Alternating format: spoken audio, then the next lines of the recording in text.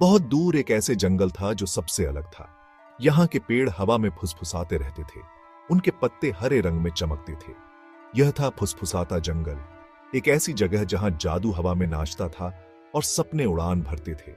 जानवर बातें करते थे, फूल गाते थे और हवा में जादू घुला हुआ था। राजू, असरावी। एक धूप वाली सुबह रवि नाम का एक छोटा लड़का जंगल में भटक गया। रवि का दिल सूरज जितना चमकीला था और उसकी मुस्कान बर्फ पिघला सकती थी। उसे रोमांच पसंद था और वह हमेशा हर जीव के साथ, बड़े या छोटे, दया से पेश आता था। रवि जंगल के रास्ते पर चल रहा था। उसकी आंखें अचंभा से बड़ी हो रही थी। नीले और लाल रंग की तितलियां उसके चारों ओर उड़ रही थीं। झाड़ियों वाली पूंछें वाले गिलहरी ऊपर शाखाओं से बधाई दे रहे थे। जंगल ने रवि का खुले हाथों से स्वागत किया। उसका जादू उसके चारों ओर एक कोमल हवा की तरह घूम रहा था। राजू, रवि। जैसे ही रवि जंगल में और अंदर गया, उसने हवा में एक धीमी धुन सुनी। यह अब तक की सबसे सुंदर आवाज थी जो उसने कभी सुनी थी। खुशी और दुहक दोनों से भरा एक गीत। उत्सुक रवि ने आवाज का पीछा किया। उसका दिल उम्मीद से धड़क रहा था।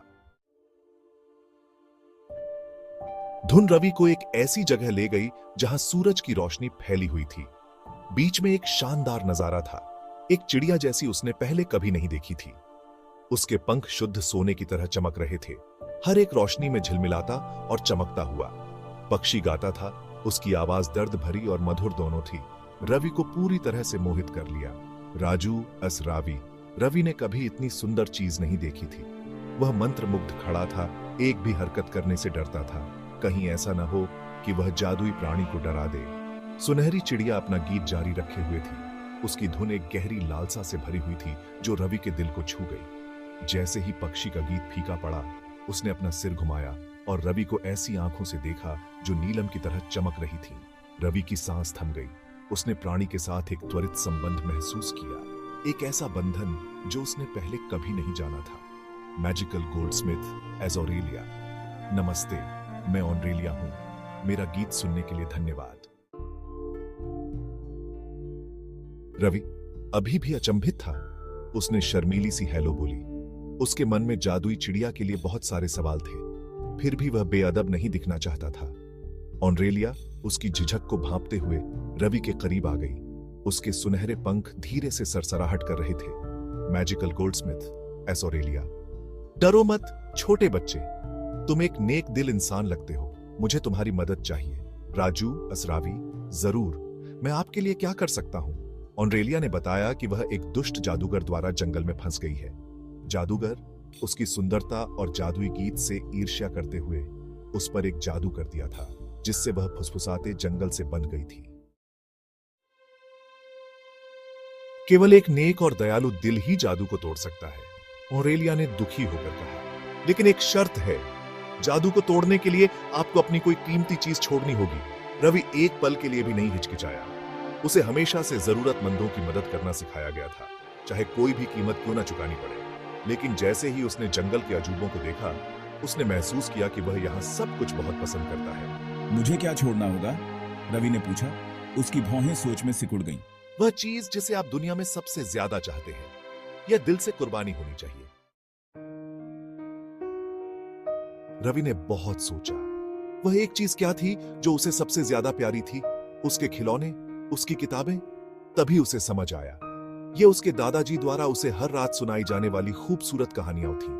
बहादुरी, दया और रोमांच की कहानियां। भारी मन से रवि ने ऑनरेलिया को अपने फैसले के बारे में बताया। वह जानता था कि उसे अपने दादाजी की कहानियों की बहुत याद आएगी, लेकिन वह उस खूबसूरत चिड़िया को और फंसा हुआ नहीं देख सकता था। ऑनरेलिया धैर्यपूर्वक सुनती रही। उसकी नीलम आंखें समझ से भरी हुई थीं। एक गहरी सांस लेते हुए रवि ने अपनी आंखें बंद कर लीं और फुसफुसाया, मैं आप पर लगे जादू को तोड़ने के लिए अपने दादाजी की कहानियों की खुशी कुर्बान करता हूं। जैसे ही रवि बोला, एक गर्म रोशनी ने समाशोधन को अपनी चपेट में ले लिया। उनके आसपास का जंगल अपनी सांस रोककर खड़ा था। पत्ते प्रत्याशा में सरसराहट कर रहे थे। ऑनरेलिया सुनहरी रोशनी में नहाई हुई बदलने लगी। उसके सुनहरे पंख झिलमिलाते और बहते हुए सबसे सफेद पंखों में बदल गए। प्रत्येक के सिरे पर सोने की एक बूंद थी। एक बार का दर्द भरा गीत एक हर्षित राग में बदल गया जो पेड़ों से गूंज रहा था। जिस जादू ने ऑनरेलिया को बंदी बना लिया था वह लाखों टुकड़ों में बिखर गया, जिससे वह जादूगर के जादू से मुक्त हो गई। ऑनरेलिया अब आजाद हवा में उड़ गई। उसके सफेद और सुनहरे पंख रोशनी पकड़ रहे थे। वह खुशी से चहचहा उठी। उसकी आवाज घंटियों की तरह बज रही थी। उसने रवि को घेरा। उसका दिल कृतज्ञता से भर गया। धन्यवाद दयालु रवि, ऑनरेलिया ने गाया। तुम्हारा दिल सोने का है।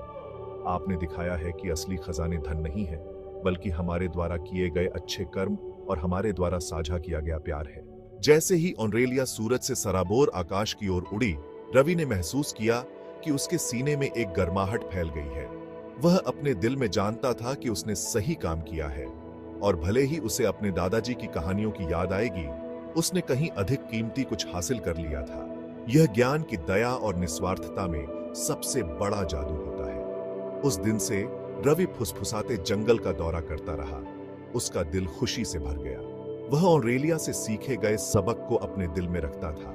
जहां भी जाता था, दया और करुणा फैलाता था।